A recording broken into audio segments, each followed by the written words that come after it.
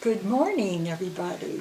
Bernie, it's so nice to have you Nice to have you here. Yeah, and to share my memories of your dad and your mom, and also to check with you to see what you know and what you don't know about them that I might be able to fill in. My dad very seldom talked about his growing up, or he was very quiet, as you know. So, Yeah, I mean, I know he grew up on Parker Street, and I know that when they moved from Parker Street to, or when his family moved from Parker Street to Hamilton Ave, I've heard the story that they pretty much just packed up and moved in a day or so. So, indeed.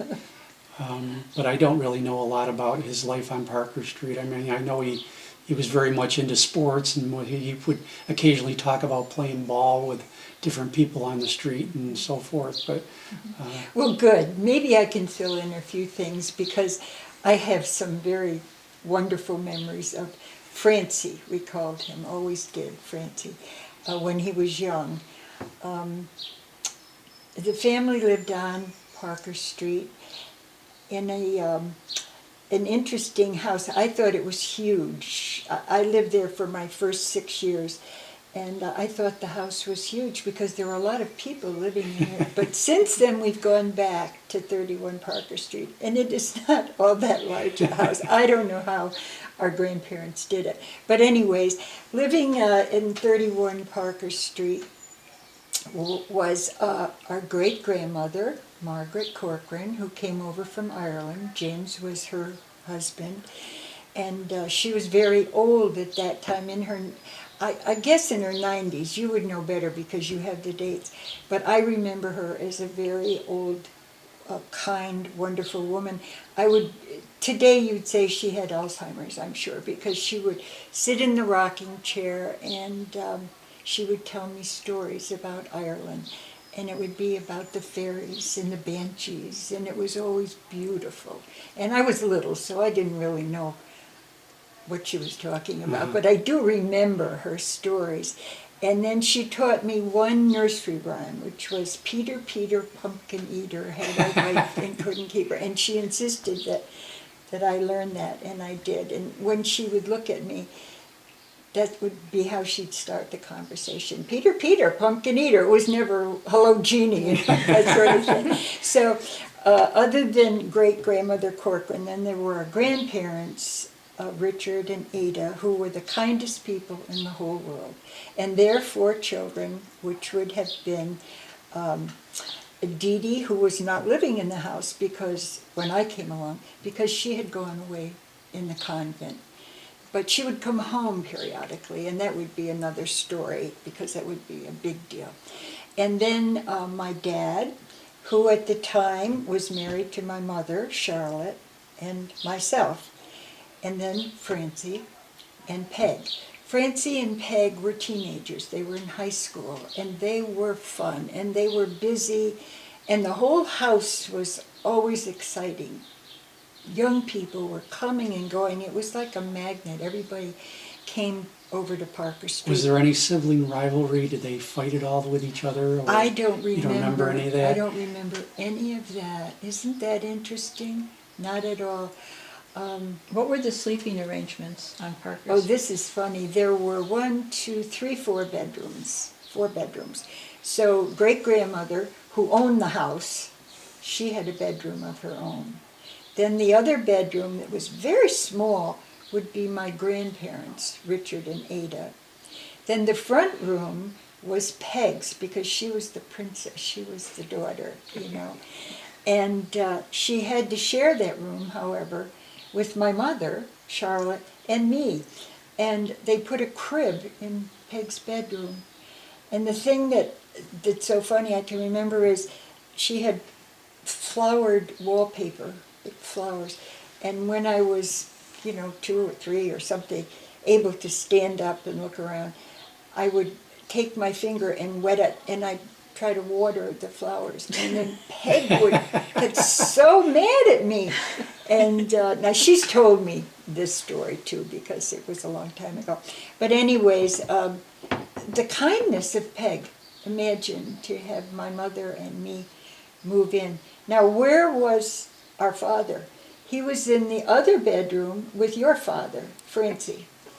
And they had put 2 double beds in this, that was the larger room, in this room. And Francie and Dick slept together. And in the other bed, many times would be Buzzy and me. As I got out of the crib, I moved into that bedroom. So your dad and my dad had to share a bed, not only a room. And God only knows, were there closets in those days? Probably not. You know how those old houses Yeah. were. But anyways, that's the way we lived. And it was always exciting because my dad and your dad had, and Peg, they had so many friends, and they would all congregate there. And not only that, but they had cousins that lived down the street, like the Lyonses, you know, Bill and Catherine Lyon Smith, and all of those. They were all young people. It was really nice. They grew up together. So anyways, that's the way we lived in the house, and it was close, but I don't know. And our grandmother was a saint because she would prepare 3 meals a day. And so you had your breakfast, and then you always had lunch, and then you had dinner. And there would always be an extra person or so at dinner that would stay over, you know. And this was Depression time, so our grandfather was a policeman, of course, and so that was considered a very good job. He brought home a paycheck, and he would bring his paycheck home, and he would just hand it over to our grandmother, and she would take care of everything. And how she fed all those people, I have no idea. In the meantime, my dad didn't have a job. He was out peddling bills, shoveling snow, doing everything during the Depression. My mother was lucky that she did have a job in the telephone company. Mm-hmm. And I remember distinctly she made $19 one week. And of course she would hand it over to our grandparents. Francie and Peg were in high school, so, you know, they were busy studying. I've been told that Francie and Peg were brilliant, both of them, and the biggest crime in their lives was the fact that they did not have the opportunity to go to college, because they could have, you know, could have been very, very successful if they'd had that diploma. But they were very successful even without it. But they were brilliant guys. So then, let's see, I was like, I don't know what I was in the mixture there, but everybody was very kind to me. That's what I remember. And your dad in particular, he was great. And we had, it was a 2-story house, of course, and there was a stairway going up. And at the top of the stairs there was some kind of a railing with slats in it, and one of them was loose. And so one of his favorite tricks was to go up there, move the slat out, and stick his head through the slats and start calling my name, Jeannie, Jeannie, come up, I'm stuck, my head is stuck. And so I would run from wherever I was, and there he'd be with his head stuck through the slats. And I would go screaming to our grandmother, and she would come up and give him the divil, you know. Stop teasing her, oh my God. At the same time, the great-grandmother, Margaret, who had Alzheimer's, she would go into the bathroom, and then she'd lock herself in, and she wouldn't come out. And I remember everybody, including your dad, pounding on the door, Grandma, open the door, and she wouldn't open the door. And she'd be in there for hours, and then they'd have to go and get a screwdriver and take the door off the hinge to get into the bathroom to get her out. It's funny why I remember that, but I do, because that was always a big commotion. Another commotion would be dinner time. Our grandmother always set a beautiful table, and everybody would come around. And our grandfather, who worked so hard, he walked a million miles, you know, as a policeman. Right. He always had that beat on Genesee Street. And he'd come to the table with his long underwear on and his suspenders. In other words, he'd take his shirt off, and he'd come for dinner. Oh, our grandmother would be so mad. And Peg also would be quite annoyed because he wasn't dressed for dinner, and that was always a to-do. And he didn't care. He'd still come with his long underwear on. And we all loved him. He was so kind to me and to Buzzy, who were little at that point. I always wanted a dog. Never got one because there was, good Lord, there'd be no room in that There's no house room. for a dog. But when they moved to Hamilton Avenue, Francie bought me a dog. And oh, I thought that was great. The dog's name was Tippy, and he loved the dog as much as anybody else. And our parents, my parents, Charlotte and Dick, no dog. No dog. So the dog lived on Hamilton Avenue with Francie, and then I would be in and out because we were moving to Woodburn at the time, I guess, or we were in Woodburn, whatever. But I remember him being so special and giving me that dog. It was just great. Francie and our dad, Dick, were great athletes, as you know. Yes. And on Parker Street, as you went down the street, there was a vacant field. And they were always down there playing ball. And there would be a whole group of young fellows, like Joey Corcoran, Jack Dempsey,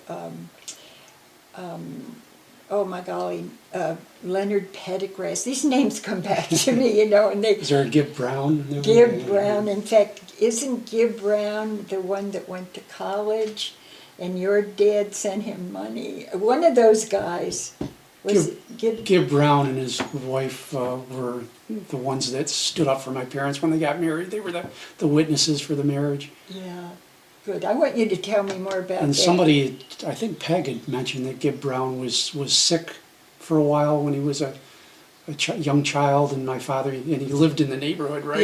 Yeah. And my father would go over to his house all the time because he wasn't allowed to go outside for a while. I don't know what his sickness was, but Yeah. Peg, I think, was the one that said that he used to go over and spend part of his day with Gib because Gib couldn't leave the house for a while. That sounds like your dad, very kind. One of those fellows, and I can't remember which one, went off to college and didn't have much money, and your dad kept sending him money to see him through. I remember that story, and I should remember which one it is. See, this is where we need Peg. But anyways, that was it. And then I guess Francie graduated from high school. I can see the high school picture. He wore big, thick glasses. You've all seen that one.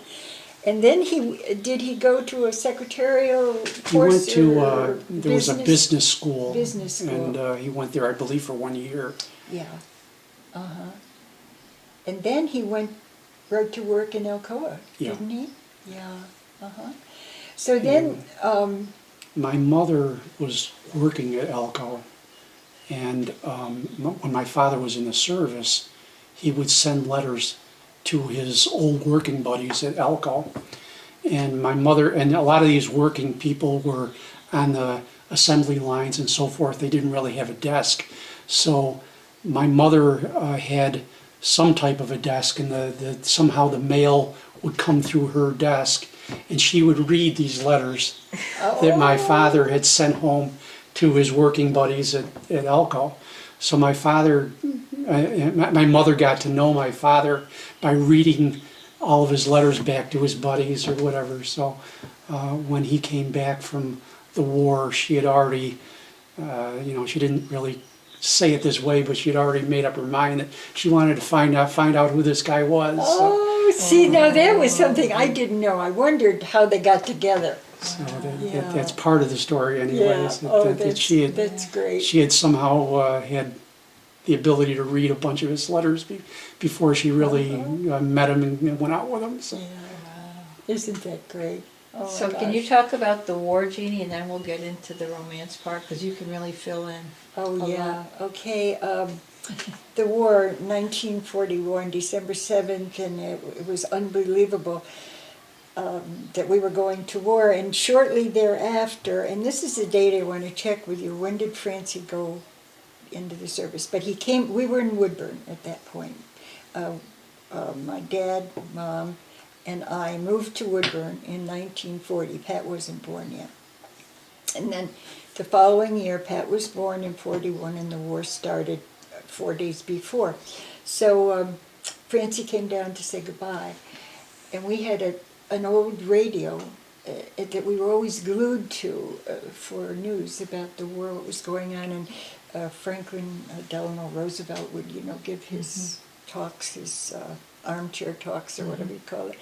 And Francie was sitting by the radio, and he was listening so intently, and he was very kind of uptight because he was I guess he had enlisted, or he was thinking of enlisting. But anyways, he must have enlisted because he came to say goodbye. That was it. And we couldn't believe it. We couldn't believe that he was going off to war, because we were so isolated in Woodburn. Auburn they were marching with flags and everything, but in Woodburn you didn't even know what was going on, really. So anyways, he came to say goodbye, and I remember that distinctly, and it was very sad, very, very sad. So he left, and of course we never saw him again until the war ended, and he came home. So now he's gone, and I start writing letters to him, and he writes back to me on that little thin Victory paper that we had then. Yes. It's stationary. Buzzy did the same thing. Buzzy wrote to him religiously, and so it was great, and he would answer us right away. And we never really knew where he was or what was going on, but, we must have known he was in the South Pacific, and we just knew that it was horrible over there, so we were only imagined what was going on with him anyways. And so it was sad. Now, in the meantime, the family had left Parker Street, and he was still with them when they moved to Hamilton Avenue. And as you said, it was an overnight decision, because our grandfather, Richard, he wasn't going to move. And so Aha and Peg went out and found the house and came home and said, "We're moving, and we'll tell him when he comes home from work not to go to That's the story I had heard, that when they told him in the morning, "Oh, by the way, come on, when you're coming home for dinner tonight, come to a different house." Yeah, right. And he did. He was the grandest man in the whole world. He was so kind, and I don't remember any commotion. He just came, and then he fell in love with Hamilton Avenue because the Y field was around the corner where you guys lived, and he spent a lot of time there. And Francie and Dick were playing ball there, all that stuff. So, so then the war. So letters going back and forth, and of course you couldn't say much, so you never really knew what Francie was going through. But he did keep in touch religiously. Another thing I remember was the guys, all the servicemen had a monthly check or whatever it was, paycheck. And Francie, being in the South Pacific, they didn't need any money over there. So he would have his money turned into war bonds and sent home to his parents.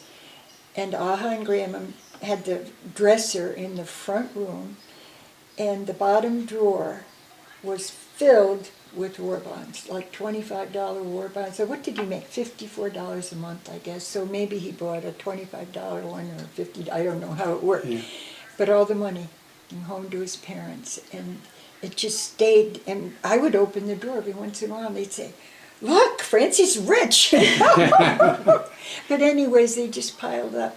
So then the war ends, and he's coming home, and we're so excited that first of all he's alive, and he's coming home, and everybody's coming home. It was a great time.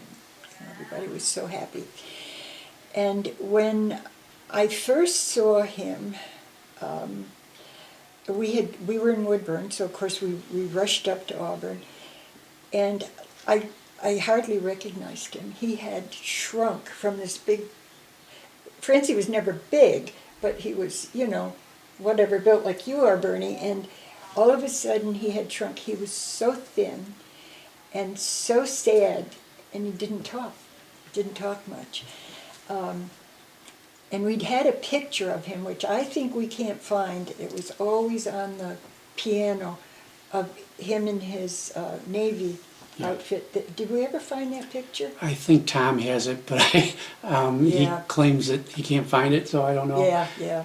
Well, anyways, I can see the picture, and of course, that's when he was feeling well, and it was early on in the war, and he was absolutely handsome in his I've seen the uniform. picture, though. I know what Yeah, you're talking about. yeah. Yeah.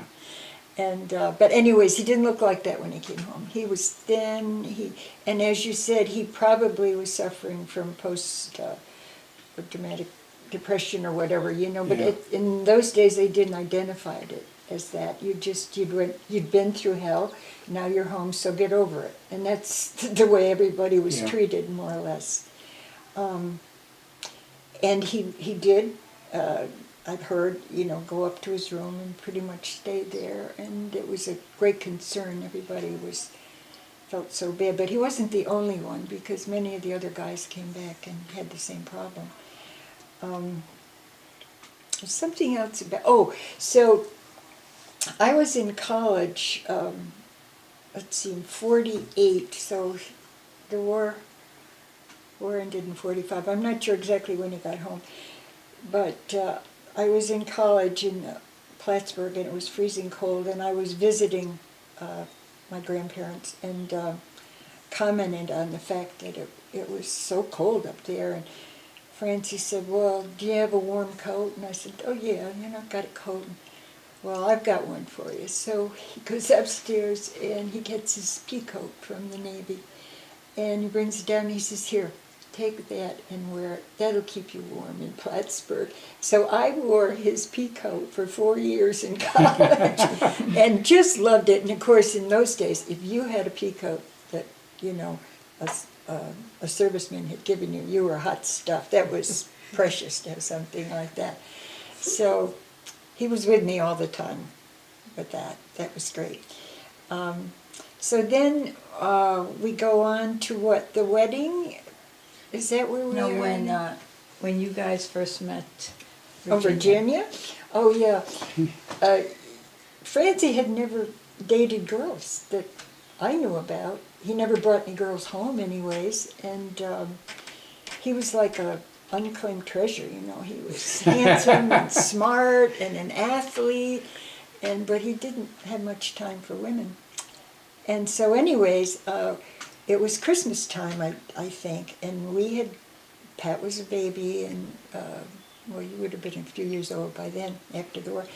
And we'd gone to Auburn for Christmas, which was what we always did. We always went to Auburn for holidays, because Auburn was God's country to my father, and Woodburn was the pits. So we were in Auburn a lot. Like every 7 weeks he had a long weekend, we would be in Auburn. So anyways, Francie very quietly said that he had a friend he was going to bring home and introduce to us. And we all went, "Oh, you know, a friend? And a female friend?" Yeah. Oh my God. We started, I can remember my grandmother, "Oh my God, we got to straighten everything out, clean the house, everything's got to be perfect. Francie's bringing home a friend." And we couldn't wait, you know, we had no idea who it was.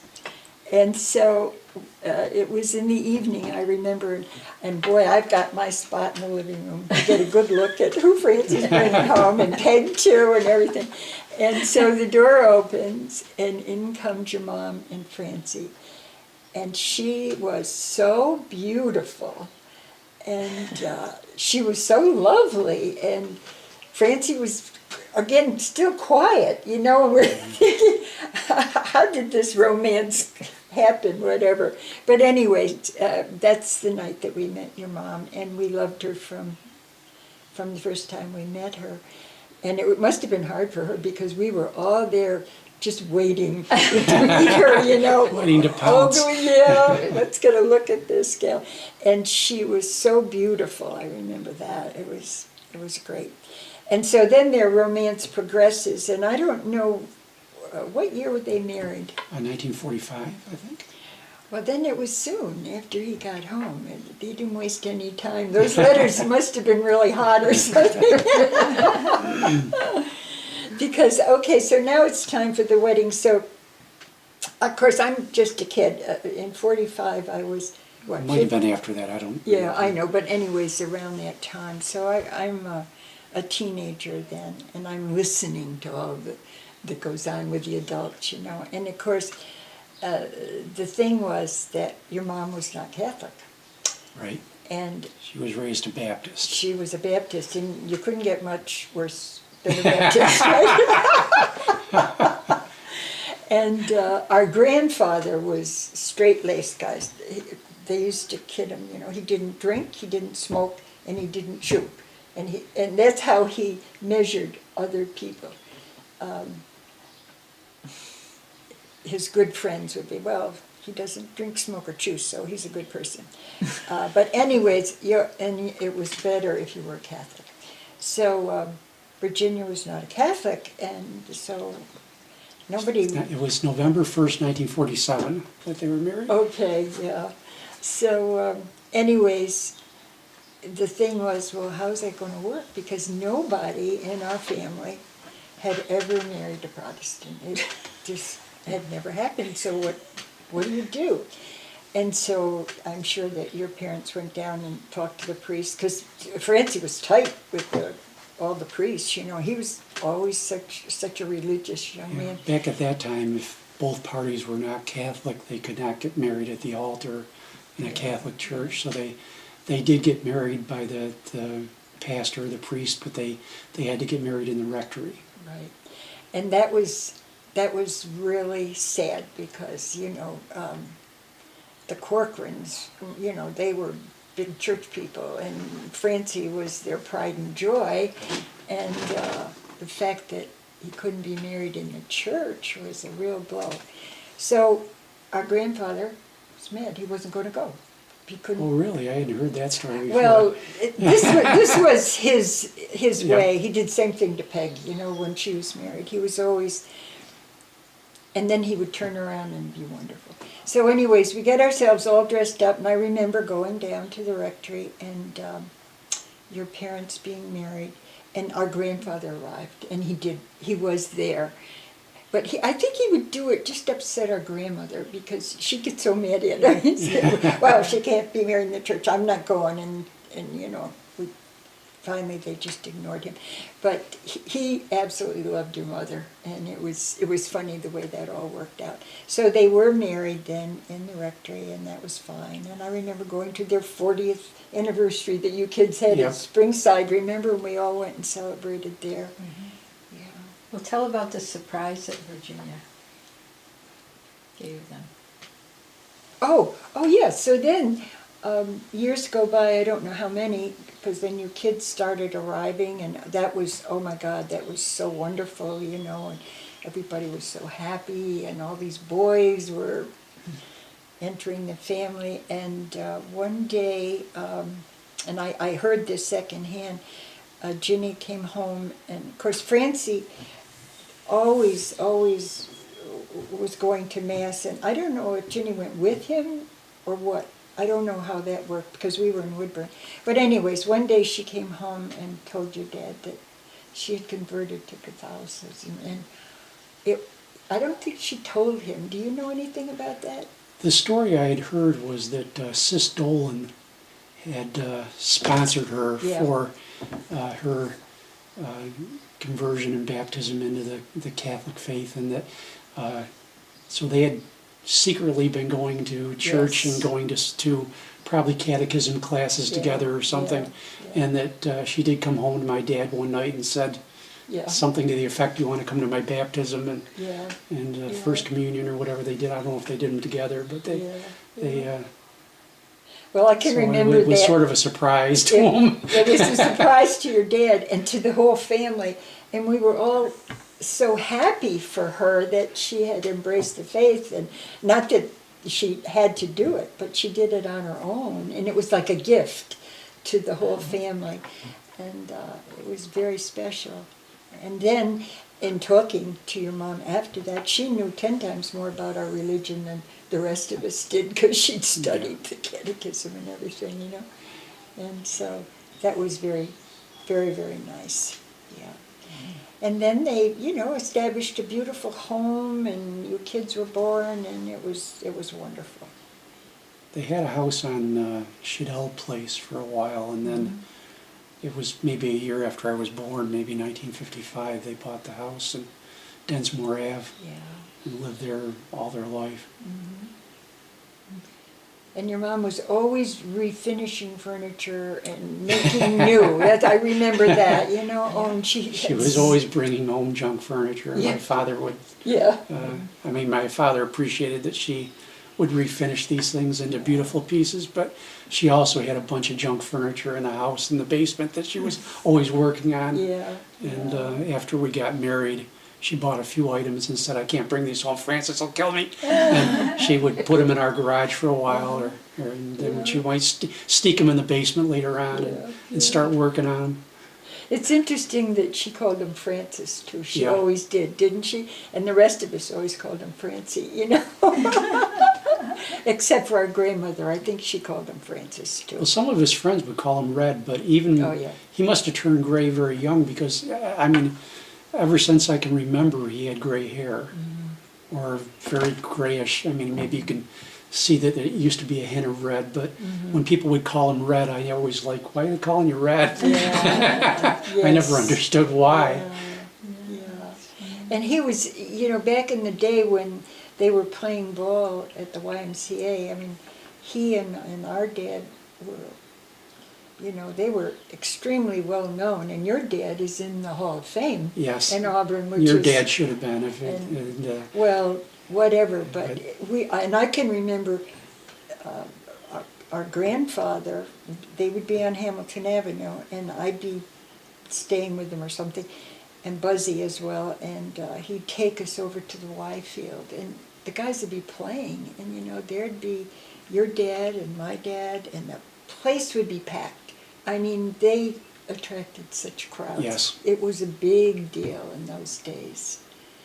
And our grandfather was so proud. He'd sit right on the top bleacher, and everybody knew him, and he'd be talking to everybody. And he was so proud of those guys. It was really nice. In fact, I saw from some newspaper articles that your dad and my dad played on competing softball teams quite often, and they were sponsored by local companies in Auburn, all the softball teams, and they didn't necessarily have to work for the company to. In other words, I think that your dad and my dad were good ball players, and they were very happy to have him on the team. They didn't care if they worked or had anything to do with the company that sponsored the team. Yeah. I think they were glad to have him on the team. And your dad was a pitcher most of the time, right? Yeah. I And guess Francie was what? was third base and baseman, maybe yeah. shortstop for a while, I guess.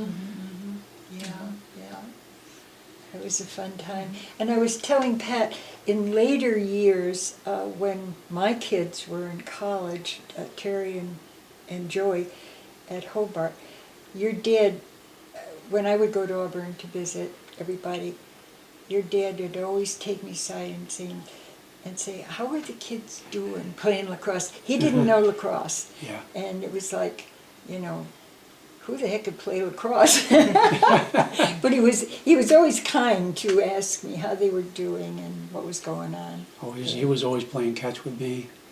In fact, when I got older, I don't know what prompted us to do it, but I played tennis with my dad a few times, and he was a pretty good tennis player too, and I think I enjoyed that more than playing the catch, to be honest with you. Yeah. But we used to play tennis occasionally too. Yeah. Tell about the flood, Jeannie. Oh, yeah, okay, in 1972, Hurricane Agnes came to Yep. Corning and we were flooded. And so anyways, we had to evacuate, and we did. We stayed just several hours in a school high on a hill, and then people were being brought in, and it was obvious we had to get out of there. And so we had the car, which was a miracle. And so we got in the car and we said, what do we do? Let's go to Auburn. Okay, that's the only place we knew to go. So we went up to 140 Franklin Street, and in the meantime, this had been on the news. It was all over the TV, and so everybody in Auburn knew that Corning had been flooded, and our family knew that Joe and I and the kids were living in Corning. They evacuated parts of Auburn too. I mean, we didn't have Right. any significant problems, Yeah. but They thought it was coming. They thought it was coming, Yeah, yes. They thought the dam on the Owasco outlet was gonna yes, burst. yeah. Thank God it didn't, but, yeah. Yeah. But I remember being in we were all in the living room and with the TV on, constantly watching the news, and they kept showing Corning Glass Works all the time. And of course, we lived just around the corner from that, so we knew that was us too. Your dad came in the back door, and he came over to me. Again, didn't say anything, and he just took my hand, and he said, "You need this," and he put $200 cash in my hand. And I was, because we had left in a hurry, and we didn't have any money with us. We didn't, the banks were flooded. Everything, it was unbelievable when you don't have anything. Our mother was in the hospital at that time. Oh my God, it was a mess. But anyways, he saved our lives because there was the cash in my hand, and oh my God, Francie. I remember traveling down to Corning probably like a week or so after the flooding. We took a trip down to your place, and I still remember how devastating it was, and that I can remember them removing carpeting that was saturated with water, and I think this was quite a while after the flooding too, that they were removing the carpeting from your house or whatever. I just remember how terrible that flood was. I remember your mom going upstairs, and we had a built-in linen closet, and the water had soaked everything, and she tried to pull a drawer open. When she did, it was full of towels and whatever that were They were all saturated. saturated She and went, moldy. And, "Oh my God!" yeah. But I can remember you guys being there. Yeah, that was crazy. That was the year that I was graduating from high school, and the students had to arrive at high school like an hour or hour and a half before the parents were to arrive to get set up for the graduation. And the students all arrived for their graduation from high school, and they said, there's a state of emergency, your parents won't be coming, they're closing the roads, we're not sure how you're going to get home. And by the power of the State Board of Regents, who are graduates from Auburn High School, you can pick up mimeographed copies of the speeches in the vice principal's office on Monday, go home. So that was our high school graduation. They had the parents complained and they had a make-up graduation, but I never went. Oh, wasn't the same? That was a horrible time. Oh my gosh. Yeah. When they have class reunions now, we're the class that didn't graduate. We'll never forget that year, right? Well, this is great. Thank you. Now, Do you have any questions? yeah, Bernie? because the Margaret Ronan, they owned 2 houses on Parker Ave, didn't they? Now they rented out one of them. Yes. So how was it configured? That they were in 31 and they rented out 32, or were there were 2 houses or 3 that they owned? One was a double house, or Yeah, there were 2 houses, as I recall, 32, and then it seems to me it's 32 and a half. I'm not sure where that half came in. I've seen that written someplace. I've seen that too. Yeah. Yeah, next door to each other. And then across the street was Forsyth's house, and our grandparents owned that. But Grandma Corcoran was the one that owned these 2. And so when our grandparents were married, the deal was, our Richard told Ada that when you marry me, my mother comes along and we take care of her. And that was a done deal. And so Ada moved into Parker Street, 32 Parker Street, where Mary Ronan was living, and took care of her whole life. Now down the street was her very own daughter, Minnie Lyons, who was not as attentive to her own mother as our grandmother was to her mother-in-law. Then the house next door, it was a rental, and I don't remember people living there except that they set up, it was a double house, they set up one side, and this we got from Peg, that they furnished it barely, and put my parents in there and said that's where they were living, but they really weren't. They were living in the big house with the big Mhm. family, the big house, which wasn't all that big, because they were on welfare. And the social workers had to come and see where you were living Yeah. and make sure that you were poor and you didn't have a job and you didn't have any money. And so they set up this house next door as a whatever, so that they could collect welfare, whatever that was, until my dad got a job. Can you believe that? Now, our parents never told us that. My mother and father never. But Peg did. That was one Yeah. of the secrets that she came out with. And so that house was empty, as far as I can remember. And if it was a double, I don't know who was in the other side. But Grandma Corcoran did own those houses. And that was the big to-do when she died in 1934. Then all of the other siblings appeared. They weren't around when she was alive and needed help. But they all appeared and they wanted the money. And the only way they got the money was to sell the property. And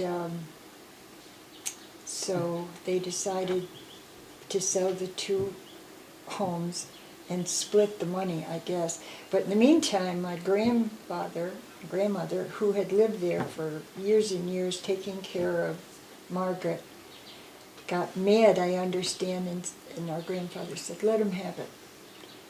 And that's when Peg and Aha went and found the place on Hamilton Avenue, and overnight they moved out. And they told all those siblings, it was very bad feelings about that. And it was wrong, because that home should have gone to our grandfather. It should have been his forever. He had lived there forever and taken care of his mother. Mom, yeah. Yeah, and then, but they were planning ahead, because this Uncle Will was kind of a shyster. Well, Peg tells that story Yeah. too, that, He took Grandma out for a ride and took her to the lawyers, and they changed her will, unbeknownst to our grandparents. And that wasn't good, so. but Will didn't end up getting everything I mean, when they rewrote the will, they split things up sort of evenly, Yeah. except for James. James was the black. He was the rum He was the runner. rum runner, black Yeah, sheep of the family. yeah, he didn't get And anything. I think he was supposed to get $100, and he challenged it, and I think maybe he ended up with 150 or something. It wasn't, I mean, They did leave, I remember that story, they did leave him something, They so left he him, couldn't, so he yeah, couldn't say he didn't get anything, Yeah. but I think everybody else was to split, yeah, the other siblings were to split the money evenly, except for James was to get $100, and I believe he Uh-huh. challenged it and Yeah. got slightly more, but still didn't get anywhere near what the Yeah. rest of them got. wow. And he had a relationship with our grandmother, Aha. And you've heard the story where she protected him. Yes. The yeah. feds were going to pick him up or something for rum running or whatever, and she got on the bus, I guess. The trolley. The yeah. trolley, and went to Syracuse to warn him that the feds were after him, and came back. And in those days, to go to Syracuse was like a long And her husband was a distance. police officer. Yeah, yeah. And she somehow learned, probably through quiet time conversations with her husband, that they were Yeah. going to have a roadblock Yeah, to, right. and catch all those rum runners that were crossing over the county line. So Yeah. she hops on the trolley to go warn Warren James. warn James, don't be transporting any illegal liquor tonight. And then we've seen papers that you've dug up where he and his son, James Jr., were involved He in all was of he that. was the El Capone of Syracuse. Yeah, I right. mean, he was. Yeah, yeah. There was Coast Guard ships that would confiscate liquor on Lake Ontario on the border of Canada, and they conspired to try to get on this Coast Guard boat and steal the liquor from the government that had been confiscated. And Oh my but I mean, gosh. there's probably a dozen different newspaper stories of all the different activities. And he had a bar, James Corcoran had a bar in Syracuse, or I think they called it a lunchroom, but it was actually, I think, a tavern that, he was quite a colorful character. Well, was that during Prohibition? Oh, yes, yes, So, yeah, you yeah, know, you yeah. can see where they camouflage it. Yeah, we had some colorful relatives, that's for sure.